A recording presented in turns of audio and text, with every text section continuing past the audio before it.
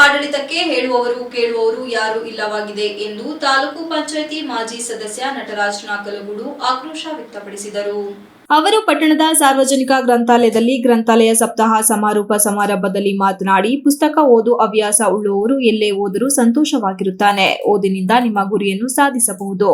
ಮಾನಸಿಕ ಸಮತೋಲನೆಯನ್ನು ಇಟ್ಟುಕೊಳ್ಳಲು ಓದಿನಿಂದ ಮಾತ್ರ ಸಾಧ್ಯ. ಪಟ್ಟಣದಲ್ಲಿರುವ ಗ್ರಂಥಾಲಯವು ಸುಸಜ್ಜಿತವಾಗಿದ್ದು ವಿದ್ಯಾರ್ಥಿಗಳಿಗೆ ಹಾಗೂ ಸಾರ್ವಜನಿಕರಿಗೆ ಸಹಕಾರಿಯಾಗಿದೆ. ಇಲ್ಲಿ ಓದಿದ ಎಷ್ಟೋ ಜನ ಸರ್ಕಾರಿ ಕೆಲಸಗಳನ್ನು ಪಡೆದುಕೊಂಡಿದ್ದು ನಿಮ್ಮ ಭವಿಷ್ಯವನ್ನು ರೂಪಿಸಿಕೊಳ್ಳಲು ಉತ್ತಮ ಮಾರ್ಗವಾಗಿದೆ. ಪುಸ್ತಕವನ್ನು ಸ್ನೇಹಿತರನ್ನಾಗಿ ನೋಡಿ ದೇವಸ್ಥಾನ ಎಷ್ಟು ಮುಖ್ಯವೋ ಗ್ರಂಥಾಲಯ ಕೂಡ ಅಷ್ಟೇ ಮುಖ್ಯವಾಗಿದೆ.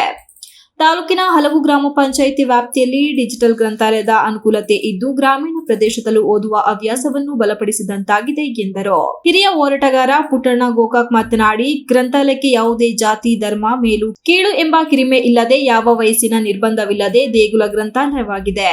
ಯಾರಿಗೆ ಓದುವ ದಾಹವಿರುತ್ತದೋ ಅವರಿಗೆ ಜ್ಞಾನದ ದಾಹ ನೀಗುತ್ತದೆ ಎಂದರು. ಡಿಒಎಸ್ಪಿ ಕುಮಾರ್ ಮಾತನಾಡಿ, ವಿದ್ಯಾರ್ಥಿ ಜೀವನ ಗೋಲ್ಡನ್ ಲೈಫ್ ನಿಜ. ಆದರೆ ಇಂದಿನ ವಿದ್ಯಾರ್ಥಿಗಳು ಮೊಬೈಲ್ ಮತ್ತು ಟಿವಿ ಸೀರಿಯಲ್ಗೆ ಮಾರು ಹೋಗಿ ಭವಿಷ್ಯವನ್ನೇ ಹಾಳು ಮಾಡಿಕೊಳ್ಳುತ್ತಿದ್ದಾರೆ. ಮೊಬೈಲ್ ಹೆಚ್ಚು ನೋಡಿದರೆ ಕಣ್ಣಿನಲ್ಲಿ ನೀರು ಬರುತ್ತದೆ, ಜ್ಞಾಪಕ ಶಕ್ತಿ ಕಡಿಮೆಯಾಗುತ್ತದೆ ಎಂದು ಇಂದಿನ ಅಧ್ಯಯನ ತಜ್ಞರು ತಿಳಿಸಿದ್ದಾರೆ.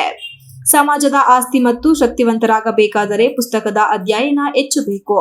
ತಾವು ಶ್ರೀರಂಗಪಟ್ಟಣದಲ್ಲಿ ಗ್ರಂಥಾಲಯದ ಬಳಕೆಯನ್ನು ಮಾಡಿಕೊಂಡಿದ್ದು ನನ್ನ ಜೀವನಕ್ಕೆ ತುಂಬಾ ಉಪಯೋಗವಾಯಿತು. ವಿಜ್ಞಾನ ಮತ್ತು ಗಣತಿ ನನ್ನ ನೆಚ್ಚಿನ ವಿಷಯವಾಗಿದ್ದು ಚಿನ್ನದ ಪದಕವನ್ನು ಸಹ ಪಡೆದಿದ್ದು ಇಂದು ಸಹ ಹಲವು ಪುಸ್ತಕಗಳನ್ನು ಸಂಗ್ರಹಿಸಿದ್ದೇನೆ ಎಂದರು. ಸಾಹಿತಿ ಜಯಂತಿ ಚಂದ್ರಶೇಖರ್ ಅವರ ಸಕ್ಕರೆ ಬಟ್ಟಲು ಪುಸ್ತಕವನ್ನ ಬಿಡುಗಡೆ ಮಾಡಲಾಯಿತು. ವಿವಿಧ ಸ್ಪರ್ಧೆಯಲ್ಲಿ ವಿಜೇತರಾದ ವಿದ್ಯಾರ್ಥಿಗಳಿಗೆ ಬಹುಮಾನ ವಿತರಿಸಲಾಯಿತು.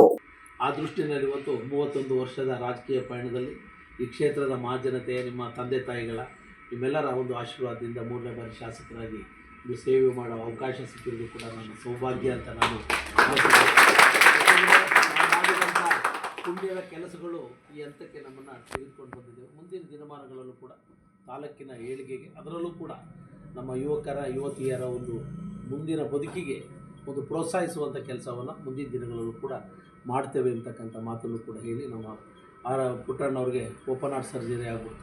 ನಾವು ಕೂಡ ಭಾರಿ ಆತಂಕ ಮಾಡಿದ್ದು ಭಗವಂತನ ಅನುಗ್ರಹದಿಂದ ಅವರು ಒಳ್ಳೆಯ ಕೆಲಸ ಮಾಡಿರೋದ್ರಿಂದ ಎಲ್ಲ ಗುಣಮುಖರಾಗಿ ಇವತ್ತು ಮುಂದೆ ಒಂದು ನಿಂತಿದ್ದಾರೆ. ಅವರ ಆರೋಗ್ಯ ಸುಧಾರಿಸಿ ಇನ್ನೂ ಒಂದು 16 ವರ್ಷಗಳು ಉತ್ತಮ ಸೇವೆ ಮಾಡುವಂಥ ಅವಕಾಶ ಸಿಗಲಿ ಅಂತ ನಾನು ಪ್ರಾರ್ಥನೆಯನ್ನು ಮಾಡಿ ನಿಮ್ಮೆಲ್ಲರಿಗೂ ಶುಭ ಕೋರಿ, ಭವಿಷ್ಯದಲ್ಲಿ ತಾಯಿ ಸರಸ್ವತಿ ದೇವಿ ನಿಮ್ಮೆಲ್ಲರಿಗೂ ಯಶಸ್ಸನ್ನು ಕೊಡಲಿ ಅಂತ ನಾನು ಪ್ರಾರ್ಥನೆ ಮಾಡಿ ನನ್ನ ಮಾತನ್ನು ಮುಗಿಸ್ತೇನೆ. ನಮಸ್ಕಾರ. ಜೈ ಕಾರ್ಯಕ್ರಮದಲ್ಲಿ ವಸುಮತಿ ಜೈನ್, ಗ್ರಂಥಪಾಲಕ ದೇವರಾಜ್, ಕನ್ನಡ ವಾಸು, ಮಹೇಶ್, ರೇವಣ್ಣ, ವಿಜಯ್ ಕುಮಾರ್ ಮತ್ತಿತರರು ಇದ್ದರು. ಮಂಜುನಾಥ್, ಐಕೆ, TV 46 news Kannada, Channarayapatna. You are watching TV 46 News Kannada.